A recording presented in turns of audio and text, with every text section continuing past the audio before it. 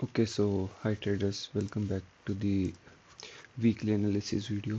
आज संडे है तो पिछला वीक तो अगर आप देखो तो मतलब गोल्ड ने क्या किया है कि डेली पे आप देख रहे थे ना, ये जो कंसोलिडेशन था, इवन सीपीआई में भी जो कंसोलिडेशन था, ओपनिंग करती मार्केट पूरे 4 दिन तक रेंज करा है, आखिरी 5वें दिन पे ये ब्रेक किया है। देख रहे कंसोलिडेशन।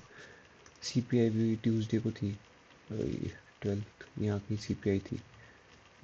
ये मूव के बाद भी गोल्ड ब्रेक नहीं करा। एंड फ्राइडे को देख रहे हो, इसने शार्प ड्रॉप करा एंड कितना जल्दी रिकवर कर दिया। मैंने अपनी पिछली वीडियो में एक चीज़ बताई थी आपको कि गोल्ड डिपेंड करेगा कि रेस्ट कहाँ करता है अपने मतलब इवनिंग मतलब क्लोजिंग टाइम में। और मैंने एक चीज़ बोली थी कि अगर गोल्ड शार्प फॉल करके यहाँ कहीं रेस्ट करता है, आई मीन जैसे गिर रहा था यहाँ पे, यहाँ कहीं रेस्ट करता है, तो ये ब्रेक होने के चांसेस बहुत ज़्यादा है। बट मार्केट ने क्या किया, गोल्ड यहाँ से गिरा, ऑलमोस्ट 70-80% रिकवरी करके साइडवेज कर रहा है। सो ये क्लियरली एक बुलिश मार्केट स्ट्रक्चर है कि मार्केट अपने शार्प फॉल से बहुत ही जल्दी ऑलमोस्ट उसके बहुत क्लोज आ गया है। तो ये सिर्फ एक लिक्विडेशन था इन सब लॉन्ग्स का, क्योंकि ये जो सब यहाँ पे लॉन्ग करके बैठे थे उसकी वजह से जब इन्होंने क्लोज कराई, काफ़ी शार्प यहाँ पे फॉल आया है। देख रहे हो ऑलमोस्ट 15 मिनट की कैंडल में 700-800 पिप्स कर गया, बट 700-800 पिप्स के बाद भी 600 पिप रिकवर कर गया। तो अब गोल्ड का ऐसा है कि मैं तो बुलिश हूँ नेक्स्ट वीक के लिए। नेक्स्ट वीक क्या, एटलीस्ट मंडे तक के लिए, ट्यूसडे तक के लिए, क्योंकि वेडनेसडे को ट्रम्प का स्पीच है वर्ल्ड इकोनॉमिक फोरम स्विट्ज़रलैंड में। तो उधर क्या हो सकता है कि गोल्ड कुछ टैरिफ वगैरह अनाउंस कर सकता है या कुछ अपडेट बता सकता है ग्रीनलैंड पे उसके क्या इश्यूज़ है। तो ये दो जो मेजर पॉइंट्स होंगे, इस पे काफ़ी डिपेंड करेगा कि गोल्ड कैसा रिएक्ट करता है। तो वेडनेसडे को बहुत ज़्यादा वॉलेटिलिटी हो सकती है उसकी स्पीच के अराउंड, क्योंकि वो कुछ ना कुछ तो टैरिफ के बारे में बोलेगा ही, कुछ ना कुछ उसके अराउंड। एंड कुछ अगर नेगेटिव बोलता है तो हो सकता है गोल्ड में भी और पंप कर जाए कि अगर वो ग्रीनलैंड के बारे में कुछ बोलता है कि वो हम उसको फोर्सफुली हम क्या बोलते हैं एक्वायर करना चाहते हैं वहाँ पे, कि ग्रीनलैंड वाले मतलब डेनमार्क कोई वो नहीं कर पा रहा है, पॉलिसी नहीं ला पा रहा है कि चाइनीज़ वहाँ पे स्टेक्स कैसे रिमूव करें वहाँ की जो माइनिंग कंपनीज है उसमें। तो ये सब है।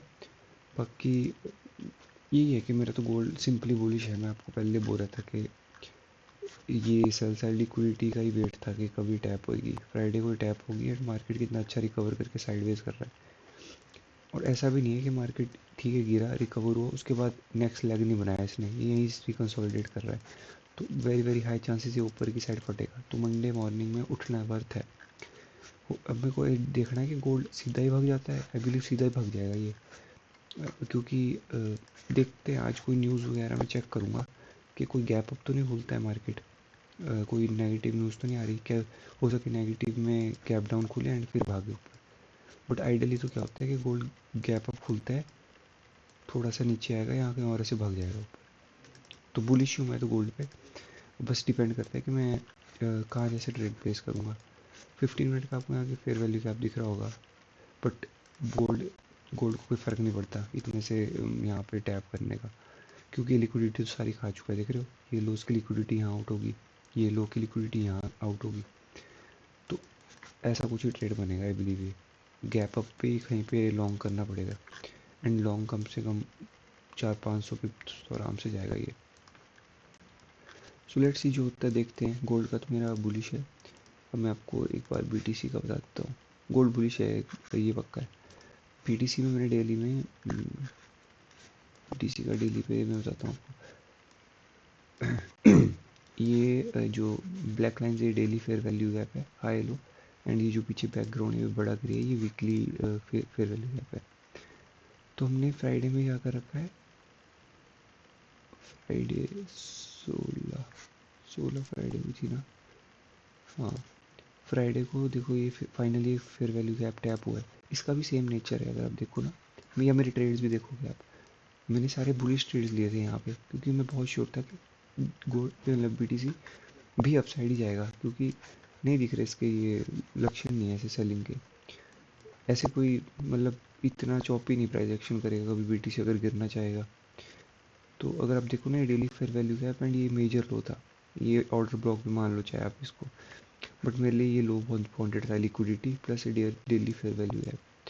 अगर आप इस डेली फेयर वैल्यू गैप को क्वाड्रेंट्स में करोगे ना, स्प्लिट इसको, तो आपको पता लगेगा कि ये ऑलमोस्ट अपने 25% को भी नहीं टच कर रखा है। एंड अगर ये रियल बाइंग होगी ना, तो गोल्ड मतलब इसको बीटीसी को यहीं से निकल जाना है रिकंसोलिडेट करके। हाँ, अभी एक हो सकता है कि रिकंसोलिडेट कर करके यहाँ कहीं लोज ना ये निकाल ले ये वाले, ये मैं थोड़ा कंफ्यूज हूँ। बाकी वरना अगर आप देखो ना, मैंने यहाँ पे ट्रेड लिया था ये, मतलब मेरी लिमिट लगी थी बाय लिमिट, तो ये सुबह 7 बजे के अराउंड एक्टिवेट हुआ है यहाँ पे। मेरा एक ही रीज़न था कि मैंने 1 घंटे में यहाँ पे ओ टी देख रहा था मैं, ओ टी या मतलब डिस्काउंट जोन, तो ये फिर वैल्यू ये लो के नीचे वो गोल्डन जोन था, तो बस मैं गोल्डन जोन के नीचे सारी जगह स्कैन कर रहा था, तो उनको 5 मिनट का फेयर वैल्यू गैप मिला। एंड ये एक टाइप से ब्रेकर भी, अगर आप देखो ना, lower low higher high, lower low, and ये हायर हाई ब्रेक हो गया, तो उसके बाद मार्केट एक बार भी यहाँ पे टच करने नहीं आया। एंड अगर आप देखो ना 15 मिनट पे यहाँ पे कैसे रिस्पेक्ट कर रहा है मार्केट 50% को। बट मेरा एक ही कंसर्न है यहाँ पे कि ये लोज 1 2 3 लोज, ठीक है ये वाला लो तो स्वीप हो गया, बट ये वाला लोज स्वीप होता ना तो थोड़ा ज़्यादा मज़ा आता।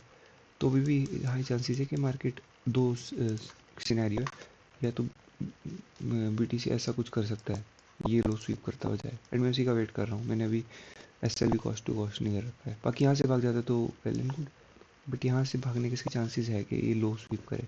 एंड ऐसा भी हो सकता है कि मार्केट एक बार फिर से ये डेली फेयर वैल्यू आपको टेस्ट करने हैं, ये भी तीसरा सिनेरियो है। क्योंकि अगर आप देखो ना डेली पे मैं गोल्ड के एग्जांपल से दिखाता हूँ आपको, डजेंट मैटर कि एक बार टैप करके निकल जाए, वो 2 3 बार हिट कर सकता है। ये देख रहे हो यहाँ पे क्लोजिंग पे यहाँ पे एक फेयर वैल्यू गैप बन गया, अगले दिन मार्केट ने आया टैप किया, अगले दिन ओपन करा ऊपर गया फिर टैप किया, तो हो सकता है एक बार फिर से टैप करे बीटीसी में यहाँ पे ये daily fair value gap, and ये लो को भी निकाले फिर से, चांसेस हाई है।